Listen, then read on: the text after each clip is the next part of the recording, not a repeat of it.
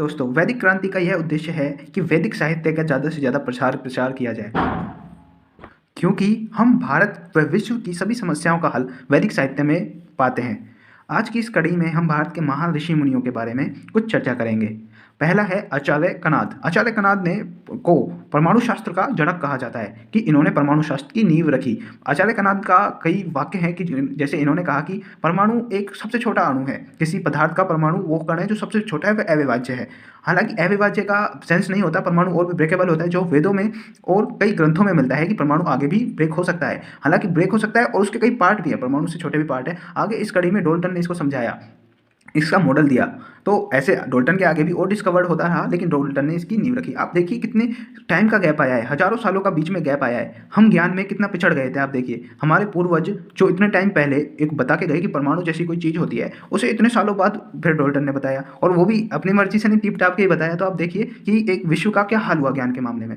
तो आचार्य कनाद ने परमाणु शास्त्र की नींव रखी, लेकिन माना नहीं जाता। भारतीय किताबों में भी यही पढ़ाया जाता है। हालांकि पूरा अपने पास एविडेंस है। अपन यदि केस करें अंतर्राष्ट्रीय कोर्स में, अंतर्राष्ट्रीय जो कोर्ट होती हैं वहाँ पर करें, तो 100% आचार्य कनाद हो जाएगा पूरे विश्व की टेक्स्ट बुक्स में। नेक्स्ट आते हैं भास्कराचार्य। भास्कराचार्य के तो ऑन रिकॉर्ड ग्रंथ हैं अपने पास, बहुत संभाल के रखा हुआ पड़ा है, कहीं भी आपको मिल जाएगा। सिद्धांत शिरोमणि, इसमें साफ साफ गुरुत्वाकर्षण के बारे में बहुत गहन गहन जो चर्चाएं की गई है। इसको ही बाद में अपने न्यूटन साहब बताते हैं इनके कई सैकड़ों वर्ष बाद कि भाई ऐसा भी कोई चीज़ होती है। हालांकि इन्होंने बताया कि भाई गुरुत्वाकर्षण के बारे में कि पृथ्वी का एक कोई विशिष्ट गुण है जो कुछ चीज़ों को अपनी ओर आकर्षित करती है, आसमानी चीज़ों को अपनी ओर आकर्षित करती है, जब भी वो आ पाती हैं, नहीं तो वो पृथ्वी पर नहीं आएंगी। ऐसा इन्होंने कई चीज़ें उदाहरण दे देकर समझाई। इसका पूरा वर्णन मिलता है सिद्धांत शिरोमणि में, ऑन रिकॉर्ड है। अभी अपन सिर्फ चर्चा कर रहे हैं, आगे कभी इसके बारे में भी देखेंगे, सिद्धांत शिरोमणि के बारे में। आगे आते हैं आचार्य चरक।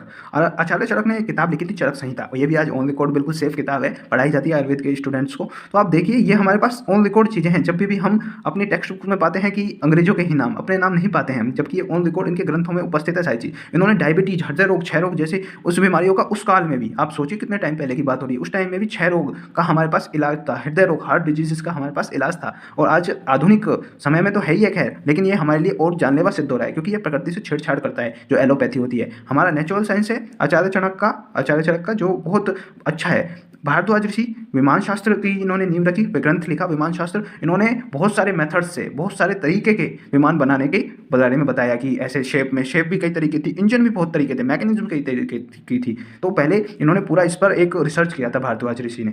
तो इसी कोई ग्रंथ ऐसा ही था पुराना, उसके आधार पर शिवकर बापूजी तलपेड़े ने भी राइट ब्रदर्स से पहले एक विमान बनाया था, जो रिमोट कंट्रोल कहते हैं, वो रिमोट कंट्रोल था पहला जो विमान था, कि उसको उड़ाया और सेफली लैंड भी कराया। लेकिन उस टाइम अंग्रेजी सरकार थी, जो इनका जो नारा था वंदे मातरम का, इनको दबाना चाहती थी, इस कारण से उसको दबाया गया बात को भी। और हालांकि इसमें एक एमएनसी भी शामिल थी, विदेशी कंपनी भी शामिल थी।